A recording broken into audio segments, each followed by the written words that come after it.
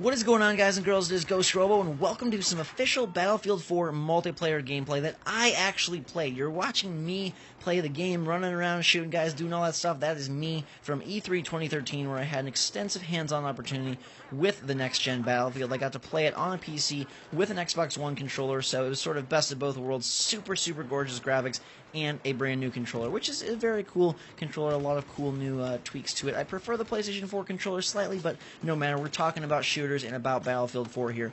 On most accounts, it's basically a very, very pretty Battlefield 3, and for a lot of people, that's great. That's exactly what they wanted. It has much more scope than I'm accustomed to seeing, especially in a vertical sense. This level takes place primarily around this gigantic skyscraper that eventually can crumble and really bring about a bunch of destruction upon the level, but it's quite impressive with how high the skybox reaches. The fact that you can actually go to the top of this building, jump out, have firefights atop it, and then watch it all crumble to the floor is really, really cool, and of course, sort of pushing all the particle effects and graphical fidelity that you're going to see on PlayStation 4 and on Xbox One, and it makes me very curious how the whole shooter scene is going to shake out, because we've got Call of Duty Ghosts coming out later this year, we've got Battlefield 4 coming out, and of course they're going to release first on the current gen consoles, Xbox 360, PlayStation 3, and PC. And when they do finally come out for PlayStation 4 and Xbox One, how will that affect things, especially because there really isn't another challenger this fall? You know, in the past, Medal of Honor has tried to dig its heels or its claws into sort of the shooter space, but it's basically back to Battlefield versus Call of Duty this fall, and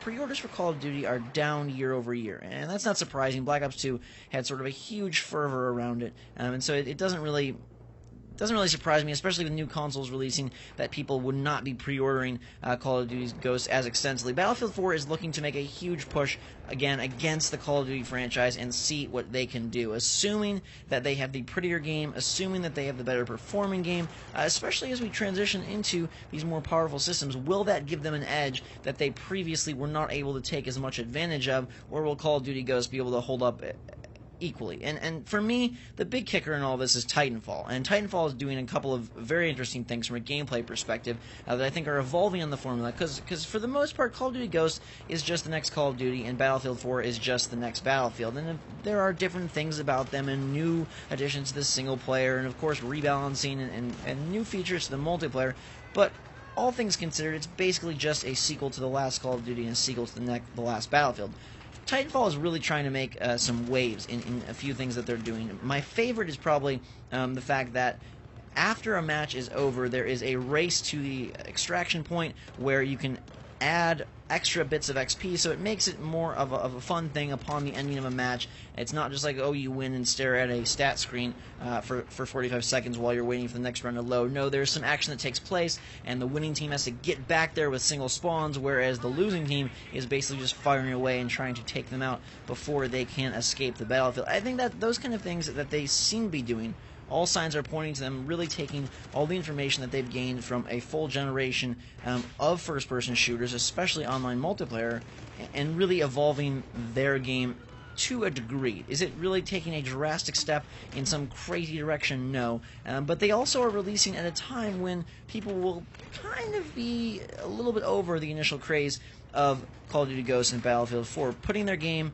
probably, I'm guessing, around the March-April timeframe of 2014, gives enough room for them to sort of let the fires settle on the whole next-gen craze and on the next first-person shooter phase of the year, and really reveal, hey, we are a major player in this scene. Will they be able to capitalize on the new audiences, on sort of the new makeup of the landscape? Because there's going to be PlayStation 4 and Xbox One out for a couple of months before Titanfall releases, and it'll be interesting to see how that all shakes out. What's the adoption rate? How many people are just still playing on 360 and PlayStation 3? How many people moved from 360 to PlayStation 4? How many people moved from PlayStation 3 to PlayStation 4? And what is sort of the turnover ratio between generations? But it's going to be very, very interesting to see how the battle between Battlefield 4 and Call of Duty Ghosts goes. And then for me, the more crazy thing is how can Titanfall reshape the landscape? Can it reshape the landscape? Because for me personally, another 5 to 8 years of just annualized first-person shooters with small tweaks is going to get old fast. It's already gotten kind of old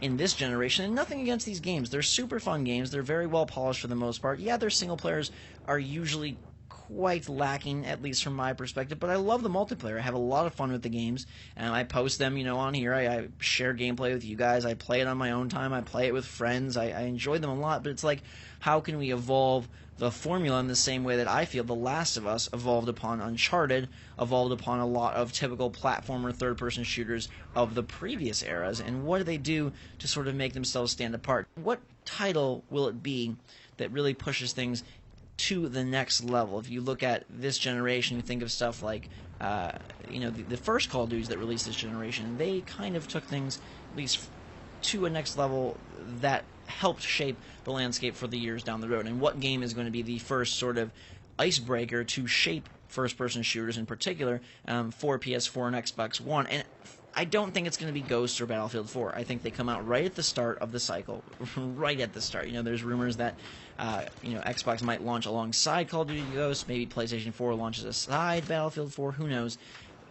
But these games are, for the most part, current-gen games that are being souped up for the next gen, so it's going to take a wave or two before we get to see something revolutionary/evolutionary. And Titanfall, that's another game that falls in the same boat of being cross-gen. Cross-gen is going to throw a loop into a lot of things for many genres. The fact that they are needing to develop these games for both the current generation of systems plus the new ones. The Watch Dogs is an interesting example. They talk about how a lot of the city effects, the wind effects, things about Chicago are not the same between the next-gen versions and the current-gen versions. And it's like, how much does that impact gameplay? How much can they have it affect gameplay without requiring two completely separate developments? They never will get in a situation where they're making two totally different games. So it's like, at that point, do we really need to wait until 360, PS3 die out before we see true new experiences? Because right now they're going to be hampered by the past, and just the improvements are going to be relegated to graphical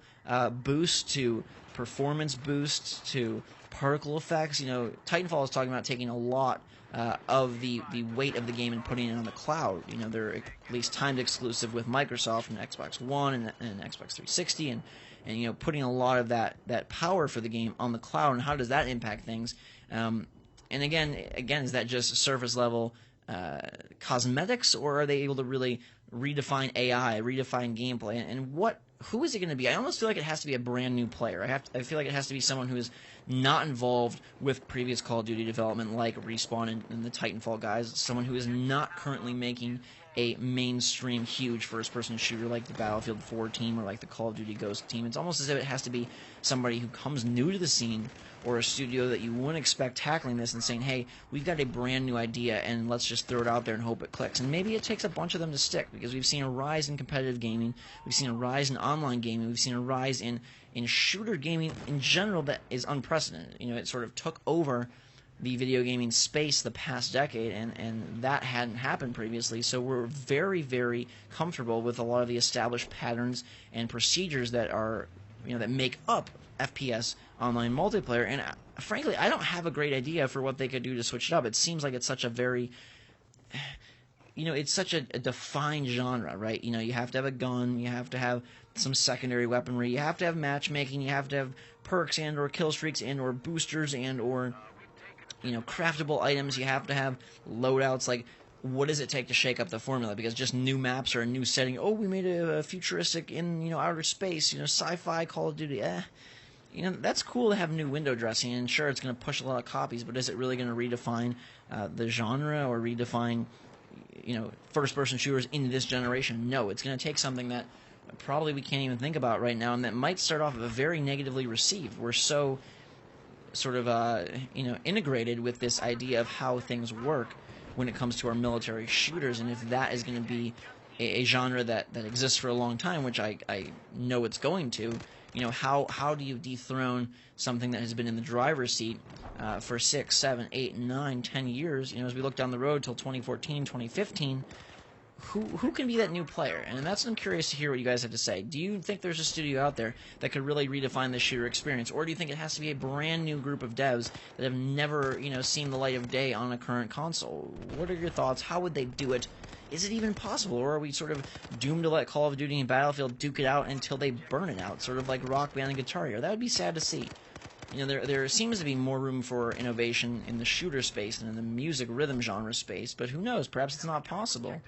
Perhaps the right people aren't there yet. Perhaps the right ideas haven't been innovated yet. Perhaps it will just sort of grow and grow and grow until it hits its burst point, and maybe we've already hit it, and then start to slowly drop off.